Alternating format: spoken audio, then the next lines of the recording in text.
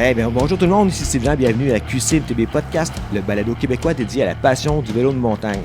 Aujourd'hui, je suis super heureux, je rencontre les gars de The Rise Bicycle Company. Hey, salut Michel et salut Louis. Yo. Ouais, salut, man. Hey, merci d'être venu chez moi aujourd'hui à Saint-Jean. Ça fait longtemps qu'on voulait organiser ça, puis pour les gens qui ne savent pas, c'est que vous êtes une compagnie montréalaise qui fait des bikes de street, dirt jumper. Puis c'est pas seulement ça aussi, vous êtes très connu pour vos vidéos. Commençons donc par vous présenter puis dire qui vous êtes. Tu veux commencer? Avec plaisir. Vas-y. Moi, c'est Michel Plonka. Je suis un Français d'origine polonaise qui a émigré au Canada à 6 ans et demi. Puis adepte du vélo depuis belle lurette. Et vite de même, j'ai fondé The Rise avec mon ami Louis ici. Je sais pas quoi dire d'autre pour tout de suite, là, mais... Non, ben c'est pas mal ça. Moi, c'est Louis Lemel. Je dirais pas que j'ai fondé, parce que, tu sais, j'ai rentré dans la compagnie juste un peu plus tard, tu sais, ça a vraiment commencé avec Michel Jérémy et Matt McDuff. Vraiment eux qui ont parti, puis moi je faisais comme partie du groupe d'amis, puis je me suis greffé là, dès les débuts dans le noyau core de la compagnie, si tu veux, en 2008. Là. Bon, c'est fait que c'est ça. Vous êtes rencontrés pas mal autour des années 2008. Exact, ouais. Mais Ben, c'est parce que je pensais qu'il allait se présenter plus lui-même, mais si tu veux qu'on t'explique les... C'est vrai que Louis est rentré un peu plus tard. C'est qu'au début... On partit du début tout de suite? Oui, racontons okay. donc comment c'est arrivé cette histoire-là. Moi, The Rise, c'est mon 3e crew, là, si on veut. Là. Quand j'étais petit, j'ai commencé SBB Crew. C'était Saint-Bruno Bikers avec mes amis de Saint-Bruno.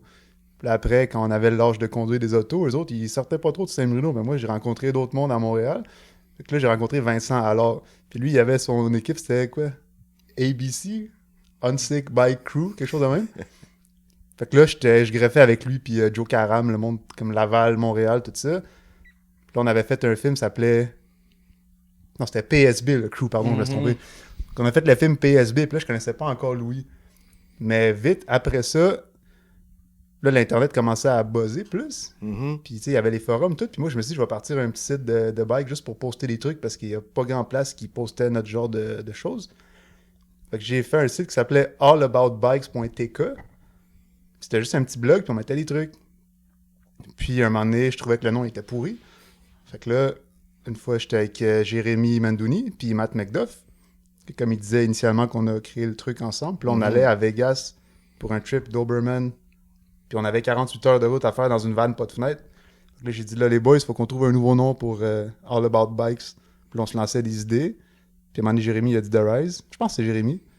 Puis on a dit, ouais. Puis, ça veut dire quoi? Tu te rappelles-tu l'origine de ce nom-là? Ben, pour vrai, on lançait juste des idées. Ça a failli être Water Melbo, là. Ça n'a pas rapport, tu sais. Puis, juste, on lançait des noms, puis à un moment donné, The Rise, c'est assez vague, que ça pourrait être tout. C'est assez positif, tu sais, comme l'ascension. Mais il n'y a vraiment pas plus de recherche que ça derrière qu'est-ce qu'il veut dire, le nom, là. Puis, ouais, après ça, j'ai rencontré Louis par l'entremise de d'autres amis, parce que qu'est-ce qui nous tenait vraiment ou qui nous faisait découvrir du monde, c'est l'hiver ici. Parce que l'hiver, on peut pas rider dehors. Dehors, tout le monde ridait dans leur petite place. Puis l'hiver, t'avais deux choix. T'avais le South Park, qui est un parc intérieur qui n'existe plus. Puis t'avais Orcus, qui est un parc intérieur qui n'existe plus. Puis il y en a une couple qui ont comme apparu puis disparu. Mais, fait que l'hiver, t'arrivais au parc pour rider, puis t'es comme, oh, il y a comme 30 personnes que j'ai jamais vues de ma vie. Puis là, tu parles à un tel, moi, je viens de Châteauguay, moi, je viens de Bromont, tout. Fait que comme ça, j'ai rencontré toute la clique progressivement. Je dirais, on s'est tous rencontrés au South Park pas mal. Puis, veux pas aussi... tu sais, le fait que ça ait commencé avec un blog pour montrer un peu ce qui se faisait dans les vélos dirt jumper, street park, puis tout ça, ben, il y avait toujours aussi cette volonté-là de montrer un peu comme les gens qui ride de cette façon-là. Fait que le fait de se rassembler dans ces parcs-là, tu sais, vite... Après la création de The Rise, Michel puis les autres gars ont commencé à faire des vidéos qui rassemblaient un peu tout le monde, qu'on appelait les Unexpected Thursday. Puis tu sais, c'était des vidéos justement que on se rassemblait au parc, on se faisait des clips, puis à la fin on mettait tout ça ensemble, puis on faisait une vidéo. Mais veux pas, ça, j'ai l'impression que ça a rassemblé énormément de monde de notre gang, tu sais, ou toutes les petites gangs affiliées à The Rise, parce que ça nous a donné un peu une excuse de se mettre toutes sous la même bannière. Puis c'est là, je trouve que ça a fait son sens, tu sais. Puis c'est là que je me suis vraiment plus greffé à la gang. Parce qu'on a pu, genre, en faire un. Moi aussi, j'ai pu en faire un Unexpected Thursday, puis juste participer au brand. Puis c'est comme ça un peu qu'on a toutes fini par se rassembler sous la bannière, tu sais. C'est qui y avait dans le premier Unexpected Thursday? Ben, toi? Pis toi? Oui, aussi, ben c'est ça. Non, mais tu sais, oui, c'est un peu ça, tu sais, je pense que ça a permis de switcher un peu d'un blog, juste d'un blog, à un blog, mais qui est un peu une crew. Puis je pense que c'est ça aussi qui a bien marché, tu sais. Parce qu'il y a une chose qui est importante de mentionner, c'est que, mettons, moi, je vous disais mes affaires de petit crew avant, tout, mettons, on était des enfants, puis il y avait toujours quelqu'un qui voulait filmer, comme dans mon... Avec SBB Crew, il y avait Philippe Savoie-Lemay qui faisait du bike, mais lui, comme il volait la caméra de son père, puis il filmait tout. On faisait des petites vidéos, la qualité, c'était pourri dans le temps. Mais après, j'ai rencontré Vincent. Maintenant, Vincent, c'était un crack de vidéo, là. Lui, il voulait tout filmer, c'était un passionné. Puis quand on a rencontré Louis, puis là, il y avait Louis puis Vincent, que les deux ensemble combinés, c'était des passionnés, puis des... Tu sais, comme ils voulaient filmer puis faire du bon contenu, là. Là, ça l'a vraiment bien documenté qu'est-ce qu'on faisait, que... Évidemment, genre moi tout seul ou les autres gars qui je ridais, on n'avait pas peut-être pas cette vision, mais ces skills-là de bien documenter puis faire du contenu de qualité comme ça. Fait que c'est vraiment, je dirais, tu sais, c'était avec Vincent au début. Vincent, il avait fait le premier film, ça s'appelait The Rise, je sais pas c'était en quelle année. Mais bref, il a fait plein de vidéos. Mais quand on a rencontré Louis, là, c'était comme, oh, les deux, ils se parlaient, puis comme, que selon moi, là, corrige-moi si je me trompe, mais je trouve ça a vraiment été comme un media powerhouse de dans le temps où sur l'Internet, c'était pas si facile qu'aujourd'hui faire du contenu, tu sais. Maintenant, tout le monde, ils pondent des vidéos, ça arrête pas. Mais avant, juste, il fallait que tu aies une bonne caméra, puis tu saches t'en servir. Puis ces deux gars-là ensemble, ils en avaient, puis ils savaient comment ça marchait. Puis ils étudiaient en cinéma, puis ils étaient motivés. Fait que ça donnait juste... Puis c'est des super bons humains, là. Fait que c'était incroyable. On n'avait pas l'impression d'essayer de faire de... Tu sais, ça venait comme naturellement. Puis... Moi, ce qui me fait triper quand je regarde toutes les vidéos que vous avez faites, c'est...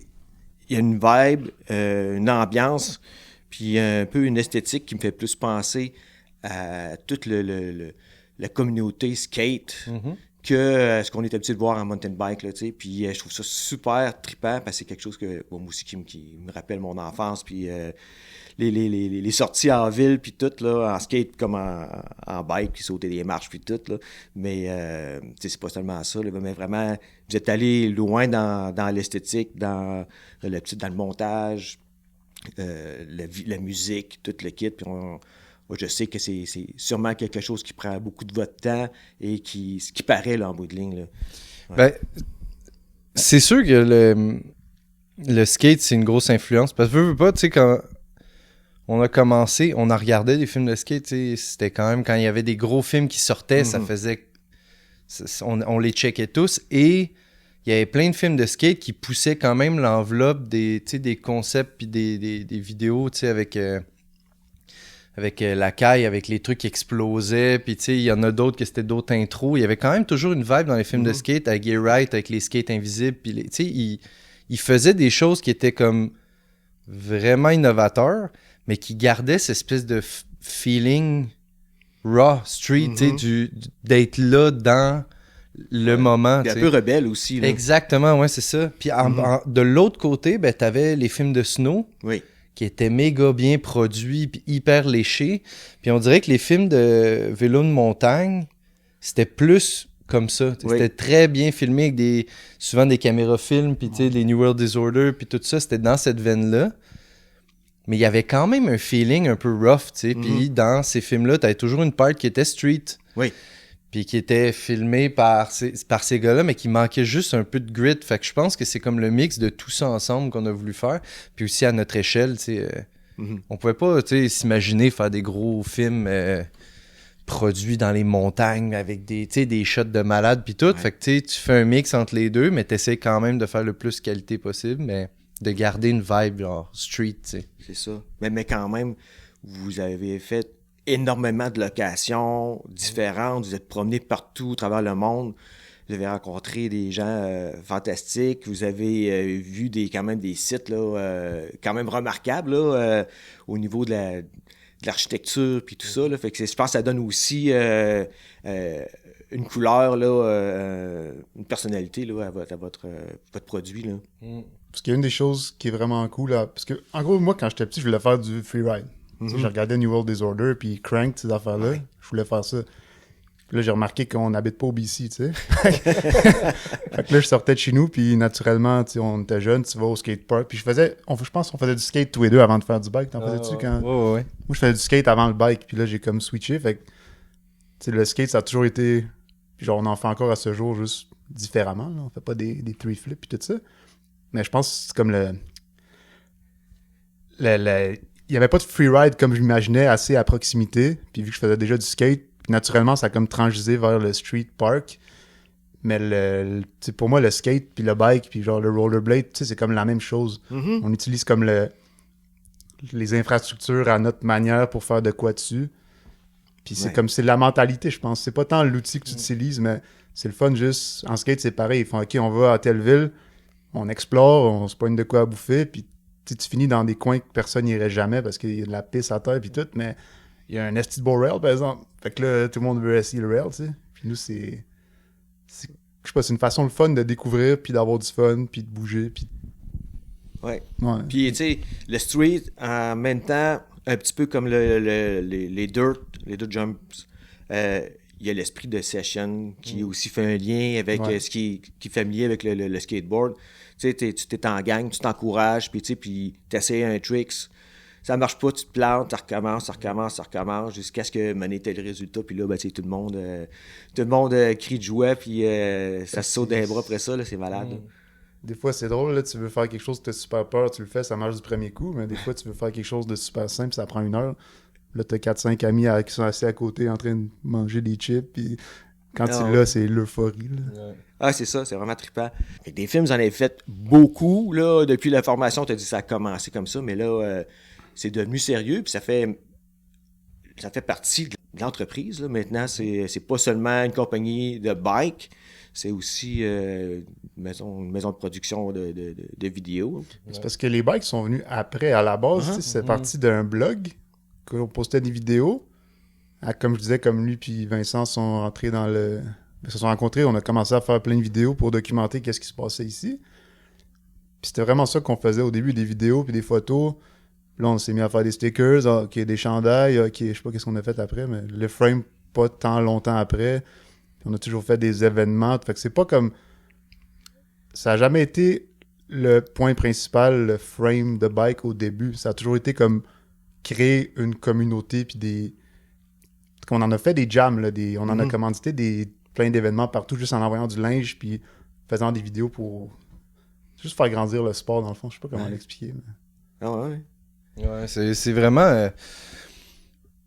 C'était l'idée de créer une espèce de communauté puis de la supporter, mais autant en parallèle de le faire pour nous, avec notre crew, que de le faire pour les autres. T'sais, aussi l'idée qu'on a toujours voulu partager tout le contenu qui se fait dans ce sport-là sur nos sites, puis on continue à le faire, puis on essaie de justement essayer de montrer que c'est possible pour tout le monde. C'est comme nous, on le fait comme ça parce qu'on est ici, puis on gère avec le matériel qu'on a, puis nous, c'est la ville, c'est le street, c'est les parcs, puis on ride ça, mais c'est vraiment plus une attitude, puis une façon de rider, puis de voir les choses, plus que réellement ce qu'on fait, parce que je veux dire, si on serait ailleurs, on ferait exactement la même affaire, mais sur d'autres trucs. Si on était dans les montagnes, ça serait pareil, mais on serait dans les montagnes. Fait que c'est vraiment plus une vision, puis une attitude, puis une façon aussi de faire des vidéos, d'essayer de les faire bien, puis que ça peut inspirer d'autres mondes à en faire aussi, puis genre ça crée une espèce de boule qui inspire, qui motive, puis qui crée aussi une communauté où est-ce que tu peux partager, puis le monde l'apprécie. Tu sais, au lieu de juste le pitcher, puis le monde le voit, puis il connecte pas avec. Là, tu sais que si tu tripes, puis tu mets ton épaule à la roue, ben la roue, elle fait juste grossir, puis tout le monde tripe là-dedans, tu sais. Ben, je trouve ça bien parce que, tu sais, en quelque l'esprit street, il n'est plus tellement représenté là, sur des médias. Là. On peut pas trouver une tonne de de vidéos qui sortent régulièrement là-dessus. Là, puis malgré qu'il y a énormément, je pense qu'il y a énormément de ball riders qui, en tout cas, dans vos vidéos, on en voit beaucoup. C'est ça, mais c'est bien, c'est important de représenter ça puis de rendre ça. Là, qu'est-ce qui est fou, là? C'est ce que je voulais pas te couper, mais il y a un... Tu sais, nous, on est arrivé comme... Il y a eu une époque juste avant que nous, on soit assez vieux pour comme sortir de nos petites villes, là, que le Urban Freeride, là, ça explosait, tu sais, quand il y avait les 24 Bicycles, puis East Side Freeride, comme tu disais, puis tout ça. Moi, je l'ai pas vu de mes yeux, mais on me racontait qu'à Montréal, à chaque dimanche, il y avait un crew de 30 gars avec qui étaient prêts à se garrocher en bas des marches, puis au stade olympique, tout ça, puis on dirait, juste, quand ça c'est mort pour X raisons, c'est là que nous, on est comme devenus assez vieux pour aller à Montréal. Là, il n'y avait plus rien. C'est comme si on a peut-être ravivé une... Ah, peut-être, ouais. Mais c'est aussi, tu sais, quand on a commencé, moi, je sentais quand même que c'était vivant, puis veut pas... même dans New World Disorder ou dans n'importe quel film de mountain bike, il y a toujours des parts street, tu sais. Ça faisait partie exact. de l'éventail du mountain bike. Ouais. Pareil pour le dirt, puis c'était très... Ça avait sa place, tu sais. C'était sûr que c'était un peu plus champ gauche, mais c'était visible des magazines. Dans Decline, on avait des front pages de Aaron Chase, puis de tous les boys qui faisaient des trucs comme ça, puis ça a transitionné justement entre les gars qui faisaient juste des double stair gap avec des doubles suspensions à ces gars-là dans New World Disorder qui faisaient des part street puis qui étaient plus techniques. Puis nous, je pense qu'on est rentré un peu là-dedans, fait que c'était quand même actif, mais je pense que le côté plus technique du riding a transitionné, veut pas, dans le BMX. Puis c'est devenu le BMX qui a pris un peu cette place-là. Puis on dirait que ça a délaissé un peu celle que le mountain bike avait pris. Puis là, il y a eu une grosse vague de BMX dans en même temps que nous, on faisait nos choses, tu sais. Qu'on sent maintenant tranquillement, qui est en train de pas s'affaisser, mais changer. Qu'il y a un intérêt qui revient avec le mountain bike. On voit plein de monde rider plusieurs types de bikes, des gars de BMX qui rident des mountain bikes aussi, puis vice-versa, tu sais. Fait que c'est comme... Ça change tout le temps un peu, puis ça essaie toujours de prendre sa place, mais je trouve que ça a toujours sa place dans ce qu'on fait, parce que c'est différents types de riding qui se partagent dans différentes braquettes que tu veux faire, que tu sois en montagne ou dans le street. Le skills que tu vas avoir dans le street, il va te servir en montagne, en maudit, tu sais. Fait que tranquillement, je pense que le monde s'ouvre à tout ça aussi. Absolument. Puis ce que je trouve bien aussi, c'est comme tu parlais du BMX, puis c'est ça, il y a beaucoup de trucs qui viennent de là, tu sais, qui ont été repris par les gens du mountain bike. Puis de l'autre côté, le street, on en voit aussi, mais du côté trial. C'est un autre aperçu, c'est différent. Tu sais, c'est peut-être eux autres aussi qui ont repris la balle, je pense, du côté mountain bike, là, à aller faire une petite partie dans leur vidéo, là, de faire un peu de vélo urbain, mais un peu plus trial que BMX. Là, oui, puis ça a toujours été huge quand même. Moi, je me rappelle les pas de Ryan Leach puis tout ça. Tu sais, c'était incroyable. Mais c'était incroyable à cause des skills aussi qu'il y avait. Tu sais, il y avait aussi le fait que c'était pas purement trial compétition comme on était habitué de les voir. C'était comme trial street. Tu sais. Ce qui a changé vraiment, quand tu parles de Ryan Leach, là, son truc manifesto, là, pour moi, ce qui a vraiment fait... qui m'a fait porter attention, c'est que pour une fois, quelqu'un faisait du trial avec un bike qui avait l'air normal. Les vélos de trial, souvent, sont poussés, pas de banc, super bas, les gros guidons comme ça. Mais lui, c'est quasiment mon bike, ça. Mais là, il vient de faire un 180 sur une rail de train. Wow! Puis ça a attiré mon attention. Mais comme, juste revenir sur ce que je disais tantôt, tu sais, comment je trouve que le skate puis tout ça, c'est la même chose. Pour moi, c'est BMX, trial, skate, c'est comme toute la même sphère qu'utilise la rue, si on veut, pour faire des stunts. Fait que... Même sur Instagram, je suis abonné à des pages de rollerblade. C'est incroyable. Là, c'est ça, on parlait des films. Je vais juste aller un petit peu plus loin là-dedans. Des films pour The Rise, mais tantôt, tu as mentionné Matt Macduff, parce que c'est un ami du début, de tout début. Le Matt, pour les gens qui connaissent, vous savez qui on parle. Ceux qui ne savent pas, allez le googler tout de suite. Matt, là, présentement, il demeure dans l'Ouest canadien. Ouais. Puis là, il y a son compound là, sur son terrain avec des méga jumps. L'an dernier, Louis, tu as travaillé avec lui puis son équipe. Vous avez été invité à participer au X-Games, le format vidéo, pour produire une vidéo pour une compétition X-Games. Puis ça a été quelque chose d'assez extraordinaire, je pense, puis qu'il y a le vidéo qui est disponible sur le site des X Games. Il y a sur The Rise aussi, vous pouvez le trouver, puis sur la page de Matt McDuff. Puis aussi, ben là, récemment, vous venez de sortir encore une autre vidéo sur le making-of de cette vidéo-là. Exactement. Raconte-moi donc un petit peu cette aventure-là, parce que c'est quand même assez important, là, je pense. Ben, c'est une grosse histoire parce que ça rassemble tellement de trucs. Puis Matt, c'est quand même un gars avec des projets extrêmement ambitieux, puis des visions à long terme, puis il est toujours en train d'essayer de placer ses pions sur l'échiquier pour arriver un peu où est-ce qu'il veut aller. Puis le fait qu'il ait réussi d'acheter son compound où est-ce qu'il est en ce moment, c'est quand même une mission depuis, ça fait 10 ans là, qu'il en parle, puis qu'il essaie, puis qu'il fait tout pour que ça arrive. Puis il vient juste de réussir à l'avoir, puis on s'entend, là, il a acheté une place qu'il a dû passer 1 an à travailler sa maison, à tout défaire le sol pour construire ses jumps et tout ça. Mais c'est arrivé un peu là-dedans qu'il y a eu l'appel pour que les X-Games reviennent, parce qu'ils l'avaient juste fait pendant 1 an. Ils avaient juste fait durant la pandémie une version avec Semenok, puis... Reader, non? Puis non, Braguet. Oui. Puis... en tout cas, il y avait d'autres mondes, mais on a juste eu 1 année de ça durant la pandémie. Ça avait super bien fait. Fait que là, ils les ramenaient pour la première fois depuis. Là. C'était la 2e édition du X-Game. Puis Matt, il a été sélectionné comme les athlètes. Puis comment ça marche, c'est que les athlètes sont sélectionnés, puis eux choisissent un réalisateur.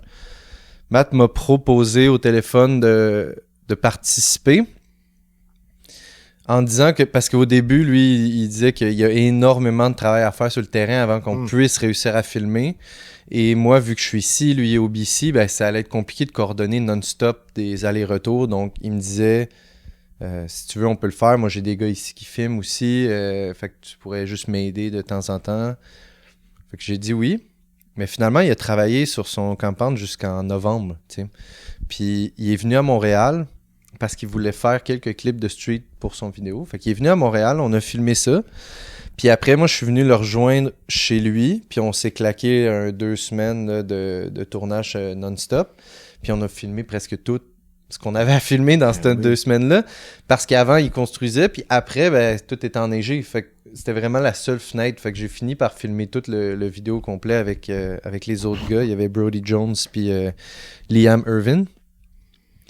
Puis c'était extrême. Puis c'est un peu toujours extrême comme ça avec Matt, parce qu'on a des ressources extrêmement limitées, tu sais. Mm-hmm. Fait que comparé peut-être je veux pas me projeter, mais si tu as un tout petit peu plus de ressources, tu peux vraiment te permettre d'être plus à l'aise dans ton horaire ou quoi que ce soit. Là, c'est nous qui construit toute la journée, c'est lui qui ride tout seul, c'est nous qui bouge toutes les... Tu sais, il n'y a personne pour faciliter la tâche, si tu veux, ou rendre ça un peu plus safe, parce qu'on n'a pas le choix là, de y aller non-stop, tu sais, faire des 18 heures par jour, puis comme y aller all-in. Mais... je trouve que ça s'est bien fait pour le X-Game parce qu'on a vraiment tout pris on a pris toutes les mesures pour que ça soit assez safe. Matt, il a vraiment beaucoup pratiqué ce qu'il avait à faire avant d'essayer de l'accomplir. Mais ça fait aussi qu'il y a énormément de choses qu'on n'a pas pu faire. Mm-hmm. On voulait vraiment rider ses jumps dans le vidéo. Là, il a construit des jumps de 75 pieds, un autre de 100 pieds. Le but, c'était de les avoir dans le vidéo pour qu'on puisse avoir du gros jump, des clips en 2 jumps, des clips en street, qu'on ait tout l'éventail du vélo de montagne. Mm-hmm. Mais ça, on n'a pas réussi à le faire. Mais je suis quand même extrêmement fier de ce qu'on a réussi à faire avec le temps puis les ressources. Puis, si tu l'as vu, le behind the scene, oui. Tu le vois, c'est comme on est limité par plein de choses, mais on arrive quand même à squeezer le maximum. Puis oui, puis je pense c'est pour ça aussi que je l'ai sorti cette vidéo-là, parce que je pense que c'est important de réaliser qu'est-ce qu'il y a derrière les trucs qu'on voit, parce que on en voit beaucoup de contenu de vélo de montagne, puis les gars font des choses incroyables, mais c'est une vidéo de 3 minutes, mettons, puis tu regardes tous les clips, tout se passe, puis t'es comme wow. Mais t'as pas de pause pour réaliser à quel point c'est gros, à quel point c'est intense, qu'est-ce que ça a pris pour juste faire ce clip-là. Je trouve que les behind the scenes, ils mettent les choses en perspective puis ils te font apprécier un peu plus ce qu'on voit, tu sais. Fait que c'était un peu l'idée de sortir ça. Puis oui, puis les X-Games, c'était un rêve de participer à ça. Je veux dire, ça a aucun sens là, qu'on ait pu faire ça. Puis médaille d'argent Ouais, médaille d'argent, ouais. Félicitations. Félicitations. Merci. encore. Merci. Moi, j'ai dit à chaque fois que je le vois. Hey, Non, ça a vraiment aucun sens, tu sais. Puis c'était fou aussi, justement, d'avoir la médaille, puis on est allé au X Games aux États-Unis, à Ventura, pour ramasser les médailles. Puis c'était fou de voir tous les athlètes qui étaient là-bas, puis de voir que tout le monde avait vu le vidéo, puis que tout le monde est... Tu sais, ils font toute partie de la même chose, puis même si moi, j'étais pas un athlète ou quoi que ce soit, ben... Je me suis pas senti... pas à ma place, tu sais, je veux dire, c'est un grand monde qui englobe beaucoup de différents athlètes, différentes personnes, puis genre tout le monde travaille ensemble puis supporte un l'autre, fait que c'est assez cool dans un truc qu'on a beaucoup de divisions à dire ah ben toi tu fais du skate, toi du BMX, toi puis là t'arrives là-bas puis tout le monde est best friend puis tout le monde est inspiré par chacun puis tout ça, fait que ouais, c'est ah ouais, puis le court-métrage est excellent, là, c'est vraiment bien mérité. Puis le making-of, c'est quoi le nom du making-of? C'est Matt McDuff. ouais, whatever it takes. Ouais, Ouais, whatever it takes. Moi, je suis d'accord avec ce que tu disais, là, ça prenait ça en plus, parce que ça aussi, puis je te dirais, c'est que c'est quand même mieux que de voir juste le petit 3 minutes, parce que c'est bien fait aussi, puis ça raconte toute l'histoire en arrière. C'est tout le travail là-dedans, tu vois, là, aller chercher le bois, recycler pour essayer de construire toutes les comment on dit ça, les jumps, les jumps, les trucs, là, les murs, puis écoute, je pense, tu sais, c'est parce que comme je te disais, on consomme beaucoup de contenu, puis je trouve qu'on peut prendre pour acquis certaines choses, tu sais. Puis quand on voit ces choses-là, on se dit ah ben oui, moi si j'étais sponsorisé, je ferais ça. Ah moi aussi si j'avais un compound, je pourrais faire ça. oui. Mais après, tu sais, quand tu vois c'est quoi que ça veut dire avoir un compound ou c'est quoi que ça veut dire être à ce niveau-là, tu réalises que c'est pas donné, tu sais, c'est pas juste parce que t'as réussi à être sponsorisé ou quoi que ce soit que tu vas arriver à faire quelque chose de cette envergure-là. Ça prend énormément d'implication, de travail, de persévérance, tu sais, puis même si t'as tout, ça sera pas assez. Fait qu'il faut vraiment, tu sais, que tu te rendes compte que c'est ça. Faut que tu le fasses par passion, puis faut que tu le fasses all-in. Il n'y a pas vraiment de demi-mesure, puis... Parce que même, mettons, tu sais, moi puis les autres qu'on connaît, Louis puis Matt, comme on a déjà entendu parler, chez Matt, les jumps, tu peux juste shooter la nuit parce que le jour, il vente trop. Puis là, on est squeezé, ça va être en novembre, il va faire 0, moins 3 degrés. On sait tout ça, mais je veux dire, même moi, quand j'ai vu le film, lui m'a montré, puis j'ai dit, waouh, c'est... Comme moi, j'étais au courant de tout ça, mais de voir ça, puis ça m'a vraiment comme, pas choqué, mais ça m'a rendu plus comme fier de voir, OK, il travaille fort en tabarnak pour faire de quoi, puis c'est vraiment, c'est de la merde, là, faire ça, là. Ben, ça va pas être facile de tourner la nuit comme ça, là, en plus, parce que, mais en même temps, ça donne tout un cachet, tu sais, avec les fluorescents, puis tout, là, c'est hot, là, c'est beau à voir en Titi, là. Ça fait c'était un peu aussi l'influence snowboard, ou, tu sais, skate, ils font beaucoup de tournages de nuit. Fait que nous, ça nous arrangeait dans notre horaire, puis en même temps, on était contents parce qu'on pouvait essayer d'un peu mettre cette esthétique-là dans le film. Mais tu sais, c'est tough parce que oui, il fait froid, oui, on travaille la nuit puis tout ça, mais veux pas aussi... Il y a comme une espèce de limite un peu floue quand tu filmes ton ami qui essaie quelque chose, de à quel point c'est dangereux ce qu'il va faire, puis à quel point tu sais pas s'il va y arriver, tu sais. Puis avec Matt, c'est quelque chose parce que c'est souvent vraiment extrême ce qu'il fait que t'es vraiment souvent un peu stressé, mais t'as quand même confiance parce que le gars, il est incroyable. Ouais, mais dans le street ou n'importe quand, avec n'importe qui, ça n'a pas besoin d'être gigantesque, que tu peux un peu stresser à te dire comme hey, s'il se pète, là, ça va être l'enfer, tu sais. Puis là, tu filmes, puis t'es méga stressé, mais tu dois dire à ton ami non, t'es capable, puis vas-y, fais-le, tu sais. Même si dans ta tête, t'es comme fais-le pas, man. Tu vois ce que je veux dire? Ben oui, parce que là, tu sais, on va voir dans la vidéo la cascade avec le jump, la pelle mécanique avec la planche, tout. Moi, ça me rappelait la vidéo de Loop of Doom, où ben Matt, il a pas réussi, il s'est planté puis il s'est blessé, là, je pense qu'il y avait comme 10 fractures. Il a failli mourir, littéralement. Il a failli mourir, c'est ça. C'est sûr qu'après ça, tu repasses à ça, puis tu te dis... même si tu as confiance, puis tu sais que c'est un excellent rider. D'un autre côté, avec le truc du loop, je pense qu'ils ont appris en esti quelle erreur. Je parle pas juste d'une erreur, mais comme en général, c'est une expérience qui te rend plus calcule mieux tes affaires, si on veut. Là. Ouais, puis c'est aussi c'est un peu de dresser la ligne de comment tu comment t'es prêt à risquer quelque chose. Là, avec le loop, le problème, c'est qu'on a vraiment étiré l'élastique. On était hors budget, on était hors limite, on a déjà repoussé nos billets d'avion, on était vraiment au maximum qu'on pouvait y aller. Et la journée qu'il l'essayait, on partait le lendemain matin. Tu comprends? C'était vraiment genre, si c'était pas là, c'était jamais.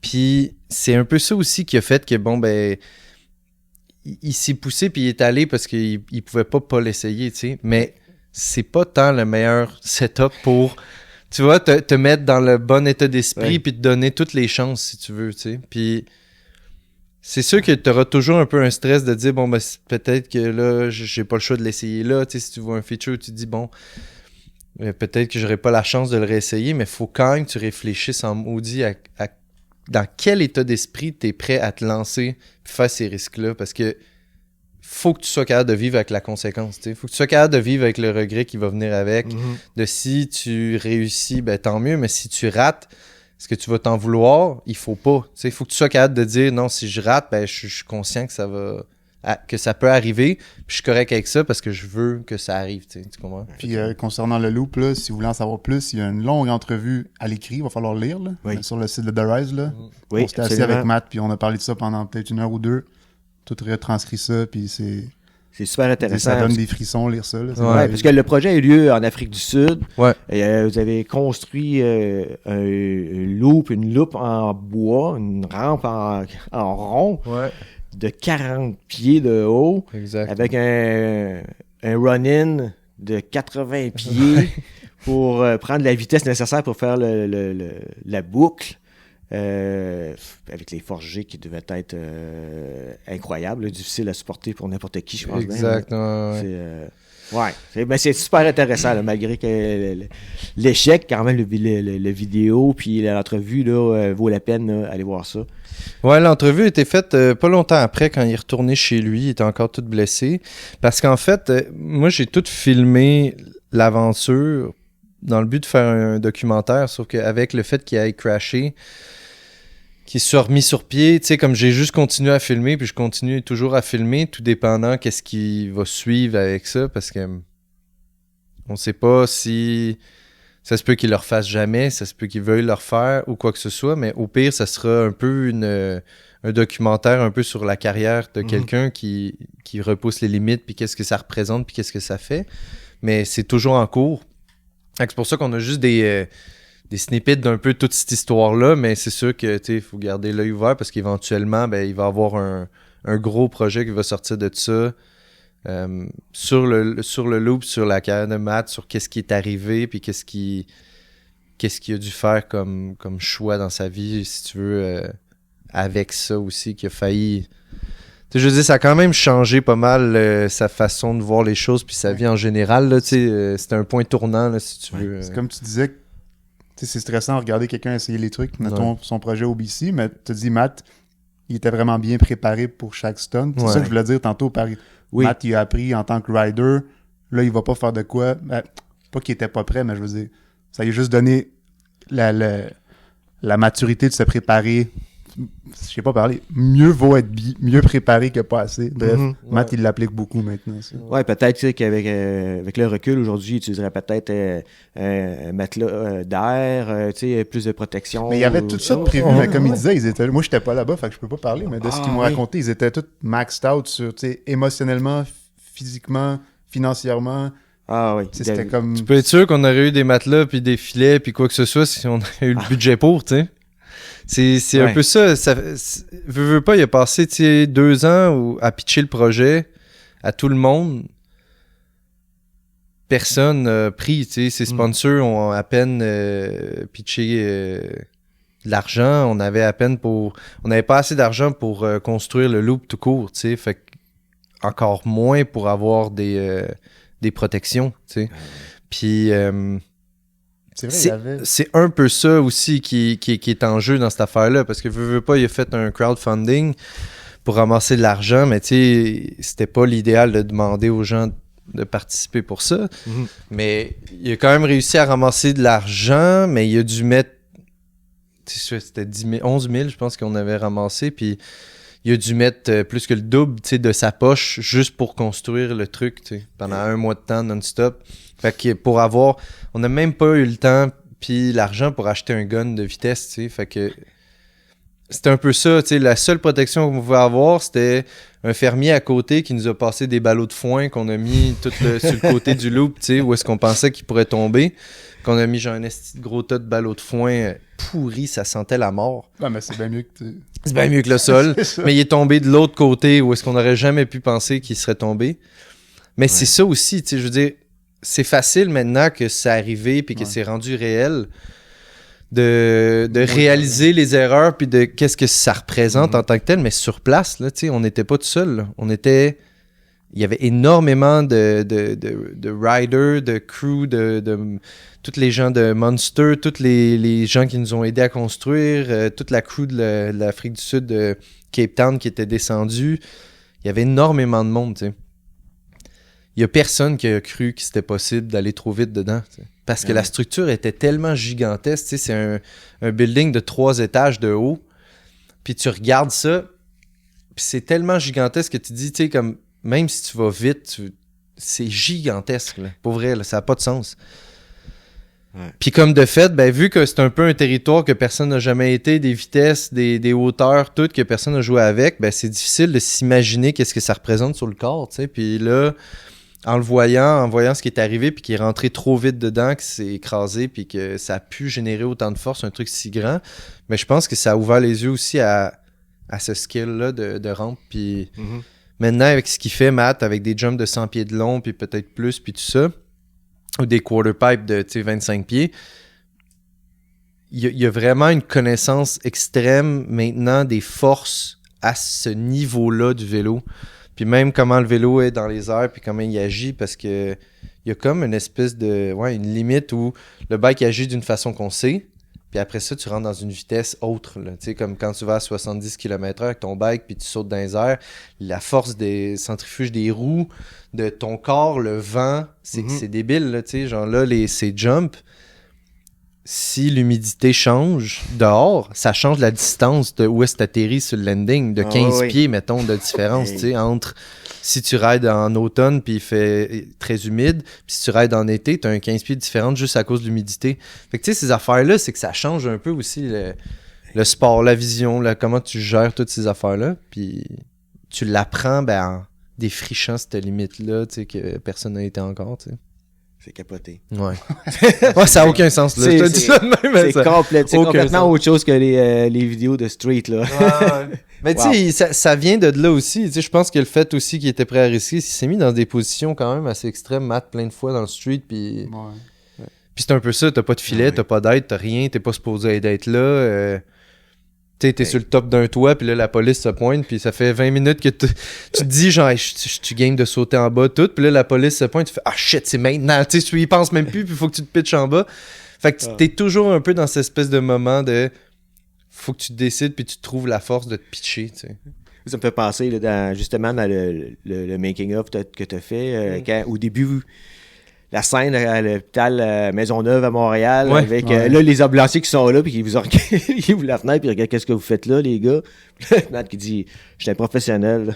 J'ai tellement ri avec son beau français, mais il est rendu pas pire, là. Je suis professionnel. Moi, en fait, j'étais sûr qu'il allait sortir, parce qu'on rit, parce que souvent, on se fait quelques cartes, puis maintenant, on essaie de passer la carte de on est professionnel au lieu de jouer la carte un peu du trou de cul, là. Du trou de cul skater qui fait comme un colis, tu sais. Mais je me rappelle quand Matt, il a eu sa carte officielle pour participer aux compétitions FMB de slopestyle. Il la gardait dans son portefeuille. Comme ça, il pouvait faire « Non, regardez, j'ai une carte, je suis correct, j'ai le droit de faire ça. » Tu sais, comment on s'en sert? C'est ça de ce que tu peux. Tu sais, c'est comme mettre un dossard orange juste pour bloquer du trafic, faire semblant que t'es un gars de la ville, mais... Tu traînais pas un faux permis à un moment donné, toi, dans ton sac de cam, là? Oui, on avait un papier. Un faux permis, pour dire que... Parce que souvent, ce que les gens ils disent, c'est comment t'as pas le droit de filmer ici. Fait que t'as pas de papier de la ville. Fait qu'on pouvait avoir un faux papier qui dit permission de, puis personne sait c'est quoi, tu sais, le monde il te régurgite un peu leur affaire. Oh non, mais vous pouvez pas rider ici parce que si vous vous blessez, vous pouvez nous poursuivre. Tu sais, comme ils savent pas de quoi ils parlent, mais c'est toujours les mêmes excuses, fait qu'on essaie de se trouver des trucs pour faciliter le clip pour qu'on puisse l'avoir, là, parce que ça prend du temps, tu sais. Ah, puis j'imagine que à te promener dans différents pays aussi, c'est une approche différente aussi, là. Tu vois toutes sortes de choses, là. Ouais. Un de vos derniers films, l'an dernier d'ailleurs, long métrage que vous avez sorti, là, c'est Pastel de Rida. Pastel de Rida.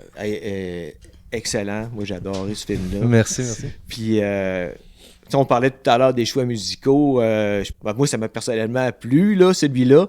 Je dis pas que les autres sont pas bons du tout, là, mais moi, ça m'a vraiment là, un peu accroché. Là, puis l'esthétique, tout, c'est trippant. Puis il y a beaucoup de passes vraiment hallucinantes. Là, la passe avec les rails. Avec la roue qui rentre entre les deux rails, là, c'est hot. Et puis la section de la fin où avec le comment est-ce qu'on appelle ça, le handstand là, sur le mur là, là. Ça c'est le fun de voir la progression vers la fin puis jusqu'à ce que tu réussisses. Là, aussi là, pendant qu'on parle de musique, là, si on peut utiliser ta plateforme, s'il y a des bands là, qui ont de la bonne musique, envoyez-nous là parce que trouver la musique pour nos films, c'est tout le temps l'affaire la plus difficile. Ouais. On fouille beaucoup, fait que si quelqu'un a un petit band, envoyez-nous la musique, on va l'écouter, au pire on s'en servira pas, mais ça pourrait. Bonne idée, ok, on passe le mot. On aime mieux aussi supporter des bands que prendre la musique bien connue, là, si tu veux, là, idéalement, là, mais on fait ce qu'on peut, ouais. Ça me fait penser justement à pendant 3 années, vous avez fait la tournée Party Master avec c'était-tu toujours avec un groupe qui vous accompagnait, je pense que toujours des groupes qui nous accompagnaient. Il y a juste Blue Cheese puis Population 2 pas mal qui ont fait les 3 années. Puis sinon toutes les autres bands, ils étaient invités pour l'édition en particulier là. C'est un méchant bon concept, ça. Aussi, il faut expliquer, il y a comme une nuance, parce que le premier qu'on a fait, on avait le band Blue Cheese avec nous tout le temps, dans le boss. Puis là, on s'est rendu compte que c'était un peu tout, mais c'était malade, parce qu'on arrivait au skatepark, il y a une prise électrique là, les gars, ils se branchaient, faisaient un show dans le parking, avec notre faux permis, non? Puis, mais c'était trop compliqué, trop de stock à traîner tout le temps. Fait que pour les années d'après, on s'est mieux arrangé qu'on allait traîner. On traînait encore du stock. On traînait encore du stock, mais on avait... C'est parce que la première année, on avait juste le boss. On était C'était un peu le pilote la première année, tu sais. Fait qu'on avait réussi à avoir le boss. On était réussi à faire venir notre crew, d'avoir le band, d'organiser quelques trucs. Puis quand ça a marché, on a voulu comme un peu augmenter. Fait qu'on avait un peu plus de monde dans le boss. Fait que là, on avait une remorque. On avait la remorque la première année aussi. Avec tout le stock de musique dedans, puis les bikes. Ouais, ça avait pas ça. Puis après ça, puis la 3e année, là, toutes les bands amenaient leur stock. On avait comme des crews qui amenaient le stock sur les endroits où on avait les shows. Fait que nous, on n'avait pas besoin de le porter à chaque fois.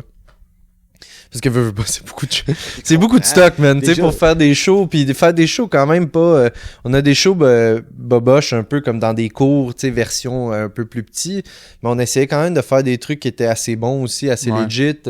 On voulait que ça sonne bien. On n'avait pas envie d'être une gang qui fait une tournée de bike, puis qui invite des bands, puis que les bands soient délaissés, puis qu'ils aient un son pourri, tu sais. Fait qu'on essayait quand même que les choses se passent le mieux possible pour tout le monde. Mais c'est de l'organisation, là, puis c'est pas notre monde non plus, fait que c'était quand même une grosse job d'organisation puis de gestion de tout ce stock-là, tu sais. Plus 18 riders, tu sais, fait que... Ce qui est vraiment fou à faire, c'est qu'on en a fait 3, puis je dirais qu'on était comme moi, Louis puis Stéphane Bélanger, pas mal à organiser toute l'affaire. Puis c'est fou parce que la tournée, c'est en septembre qu'on faisait ça? Ouais, ou plus, ouais. Tu vois, c'est rendu que ça s'entrelapait, qu'on planifie le release des vidéos avec l'organisation de l'année d'après, tu sais. C'était tellement mélangeant. Des fois, OK, on sort le 2022. Là, on est rendu en 2023. Fait que le monde va-tu la regarder parce que c'est pas la... C'était beaucoup de job. Mais avec du recul, ça va aller chaque seconde parce que c'était malade. Ben oui. Ouais. Fait que là, justement, c'est beaucoup de travail. Il y en a un qui est en cours de production en Bulgarie. En Bulgarie, ouais. On est allé en septembre dernier. On essaye de garder au moins une grosse production par année, tu sais, un peu plus gros où est-ce qu'on peut se rassembler, parce que veux pas, notre équipe, on a beaucoup de riders internationaux, tu sais, comme on a beaucoup de riders qui sont un peu éparpillés partout, fait que si on peut créer un moment où est-ce qu'on peut tous se rassembler, la famille, tu sais, la crew, c'est ça qu'on essaie de faire au moins une fois par année, puis de créer un bon film là-dessus, pour se le garder comme en souvenir, puis pour genre marquer la chose. Fait que le prochain, ça s'est passé à Sofia, en Bulgarie, puis on est en train de travailler dessus. Il devrait avoir une sortie dans les prochains mois. On va faire une première encore, comme on fait régulièrement maintenant quand on sort un truc.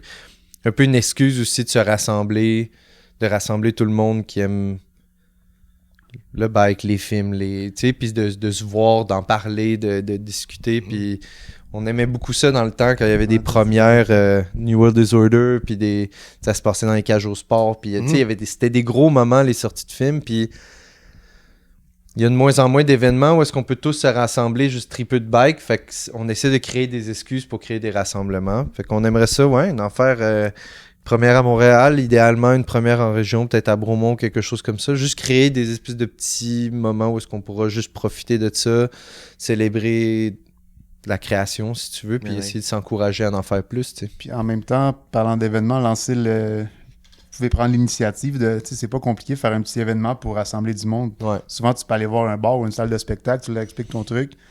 Il y a des chances qu'ils te le fassent gratuit ou peu importe, je veux dire, organiser des petits événements dans vos villes, c'est ça qui va faire que la communauté va juste être plus ensemble, puis c'est moins compliqué qu'on pourrait penser, puis ça a beaucoup de bénéfices pour la scène.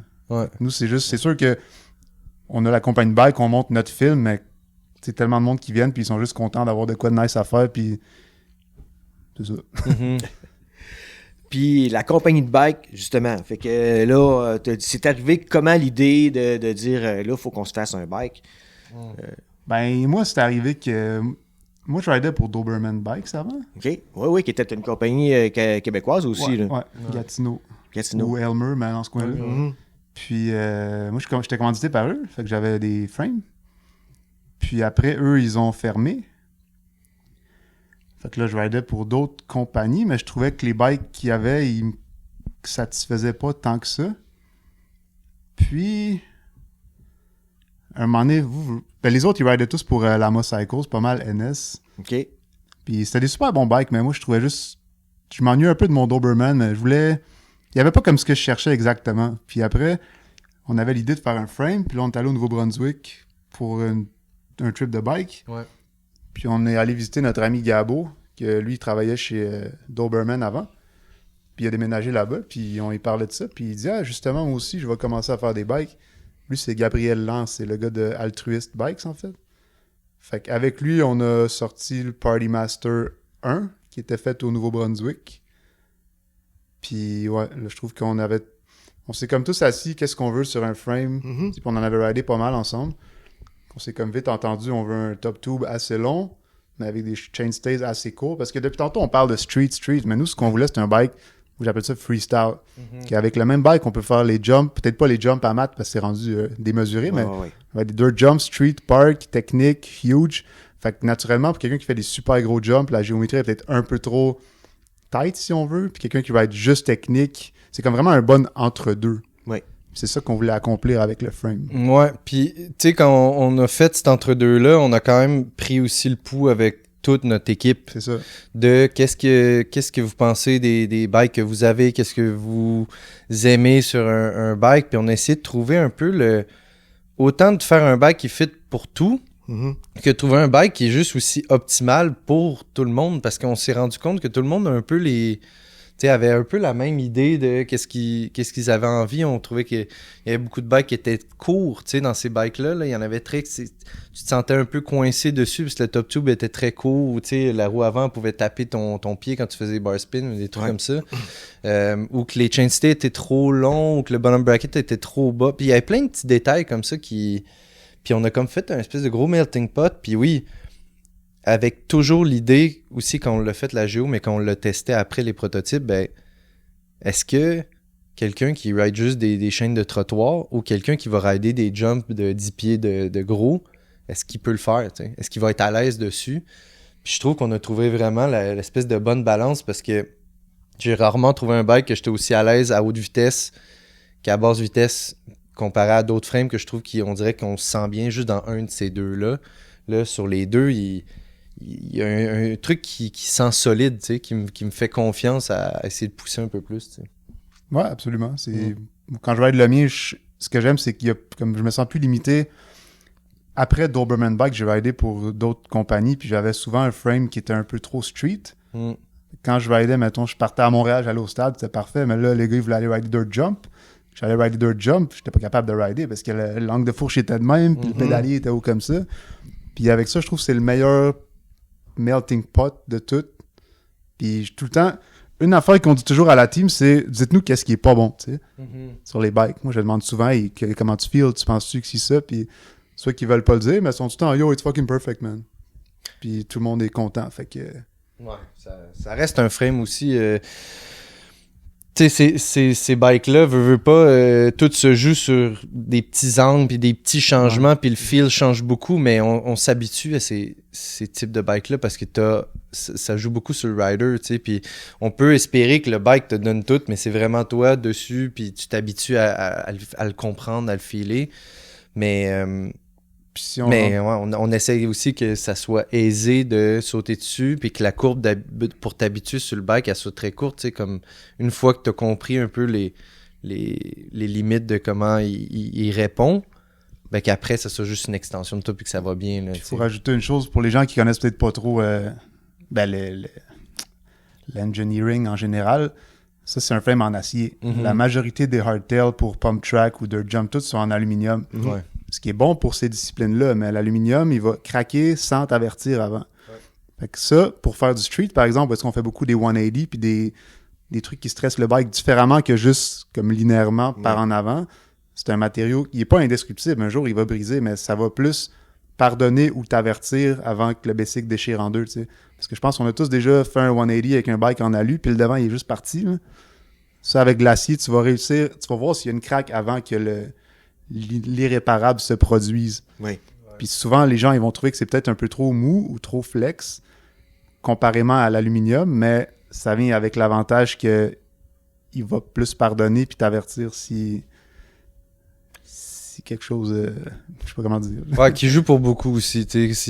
Comme Michel il dit, une fois que t'as un frame qui t'explose dans les mains, tu commences à un peu plus y penser puis ça joue avec ta tête. Fait que faire quelque chose qui est solide puis qui pardonne...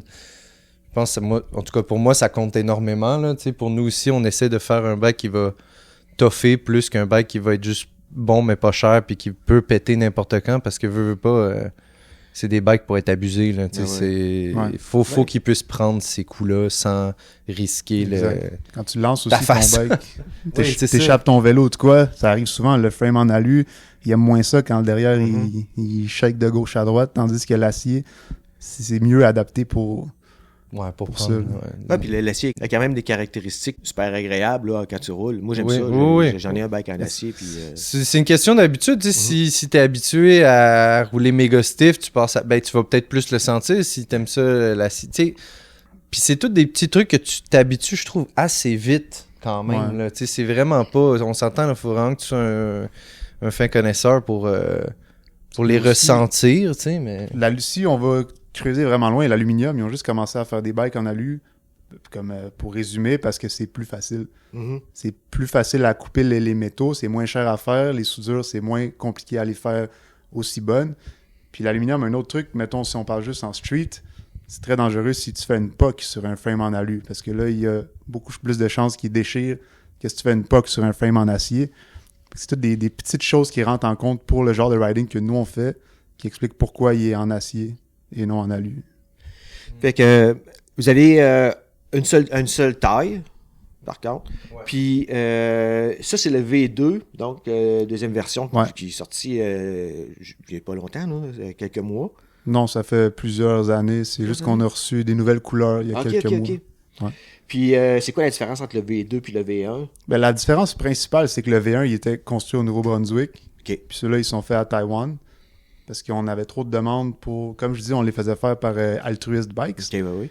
Puis quand nous, on commençait à avoir un bon carnet de commandes, c'était comme trop pour lui. Puis au début, on avait comme discuté de tout ça si ça arrivait. Puis il disait que ça serait pas un problème engager de la main-d'œuvre, tout ça. Mais on s'est rendu compte ensemble que lui est situé au Nouveau-Brunswick. Déjà, trouver de la main-d'œuvre, c'est pas facile. De la qualifier, encore moins. Puis à peu près en même temps, lui, il voulait prendre un tournant un peu plus artisan, si on veut. C'est plus ça son domaine. Fait qu'on est allé à une grosse usine qui fait beaucoup de bons frames à Taïwan. C'est pour ça qu'on a fait le V2, parce que naturellement, on a dû changer plusieurs aspects pour adapter la quelques détails que personne ne remarquerait, là, mais C'était pas tout à fait le même frame, fait que ça s'appelle le V2 pour ça. Je pense que c'était ça la question? Oui, c'était ça. Puis c'était un truc aussi qu'on a commencé, on voulait que ce soit fait, on voulait que ça soit vraiment un bon produit, fait que le fait que ce soit altruiste, puis Gabo qui fasse les frames, c'était vraiment un avantage, puis je trouve qu'on était vraiment content de ça. C'est sûr que quand on a dû switcher, Taïwan, ça n'a jamais été trop notre but de faire des bikes là, puis on voulait vraiment avoir des bons produits.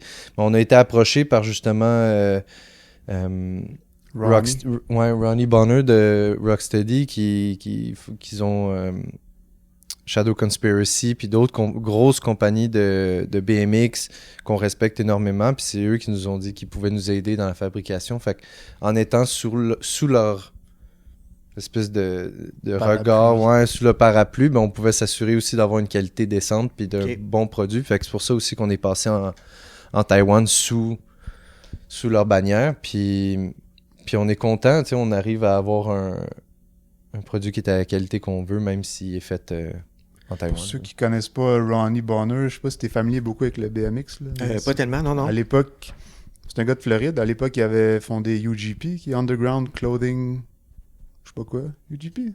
Ouais, c'est ça. Après, il a fait Shadow Conspiracy, qui est un des plus gros brands de BMX, puis Sub Rosa, puis Rant, puis c'est ça, lui, il a comme ouvert un genre de bureau de consultation à Taïwan pour produire des produits pour des brands de BMX puis de mountain bike, mais en assurant qu'il y a un bon standard de qualité. Puis c'est un gros gars, Puis ouais.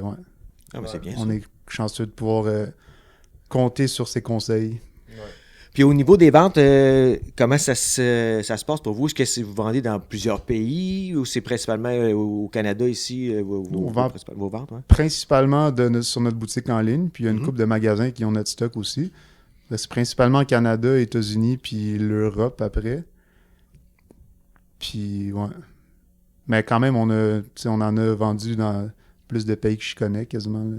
Ah oui. Pas des quantités énormes, mais il y en a au Japon, il y en a Singapour, Moldavie, Roumanie, Europe, sûrement qu'il y en a un dans tous les pays. Là. Je veux pas dire qu'il y en a des milliers dans chaque, là, mais... Ouais, Amérique du Sud aussi. Puis... Ouais. Tu sais, c'est justement aussi, c'est comme une scène qui est assez disparate, puis qu'on reach juste parce que c'est un peu une niche, si tu veux. Fait que on remarque, ça pop d'un peu partout, puis on est toujours surpris de où il y a des frames qui se vendent quand même.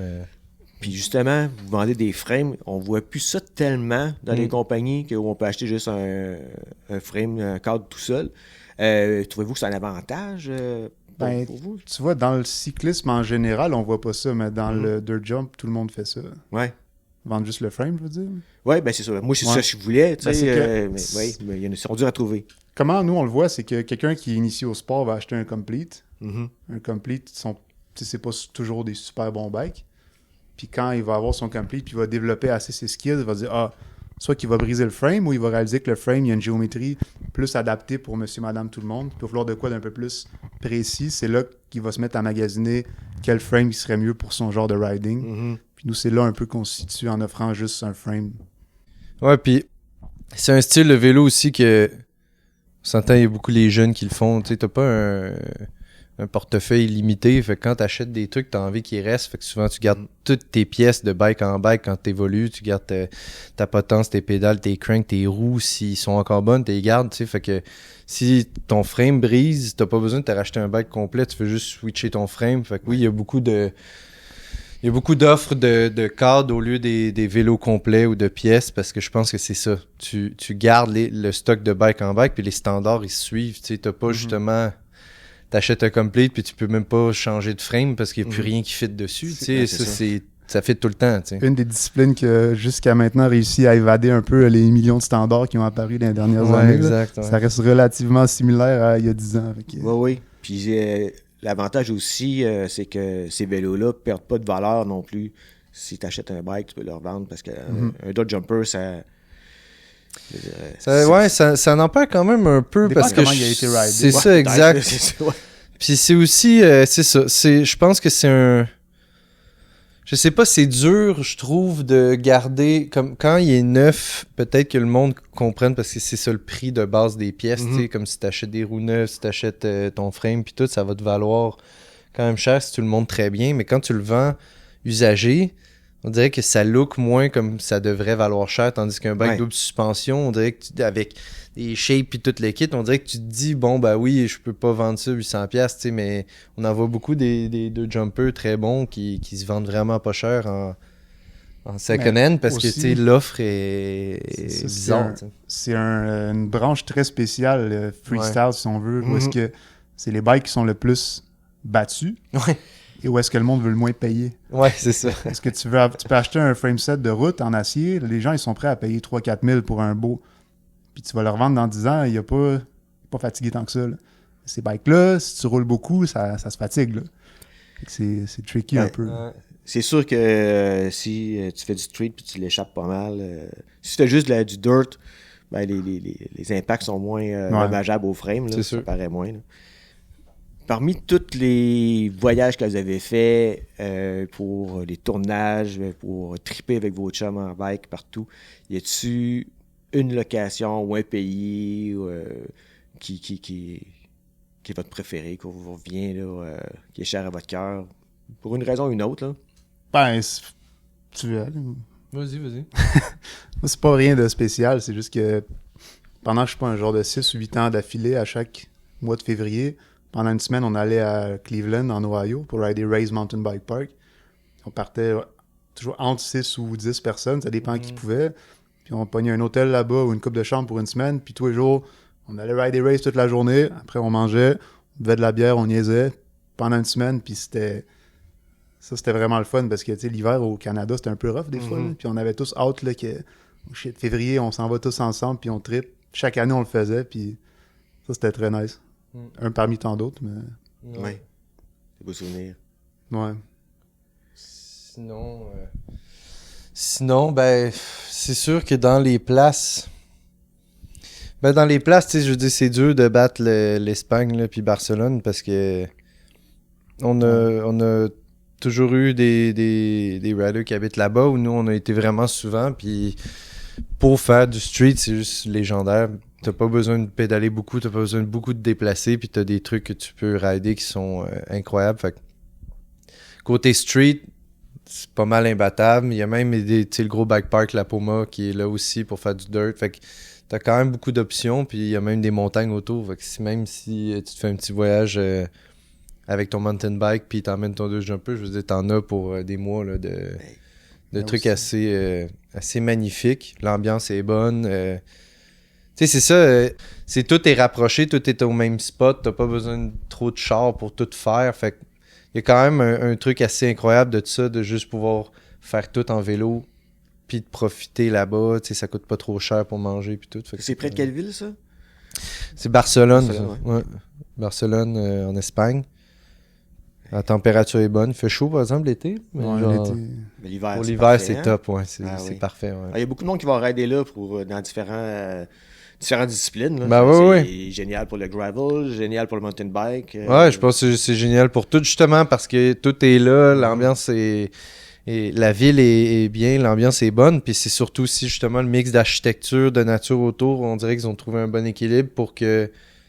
Ben, il y en ait pour tout le monde, là, tu sais, Puis c'est rare les endroits que c'est si près, parce qu'il y a plein d'autres places que tu peux aller, puis il faut que tu te déplaces, tu sais, pour aller faire un peu toutes les spots, tandis que ça, c'est tout là. Mais, tu sais, je me rappelle pas vraiment d'endroits qu'on a été que c'était pas agréable ou que c'était pas fou, là. C'est toujours nice faire un voyage de bike puis que tu tripes en gang, tu sais. C'est comme si c'est comme faire du tourisme pour nous, juste qu'on découvre des places qu'on n'irait jamais sinon. Ouais. Puis on est en gang, on rit, on fait comme faire le bike là, sur nos trips, c'est comme 20% de l'affaire. Le reste du temps, on s'amuse à côté. Là. Puis là, c'est quoi votre prochaine destination? Là? En jasez-vous déjà? Pour la première destination, c'est le bar Le Ciboire pour le lancement du film qui s'en vient. On n'a pas de date encore. Puis, on n'a pas encore parlé du prochain parce qu'on n'a pas fini le dernier, mais... Mais oui, on va regarder ça.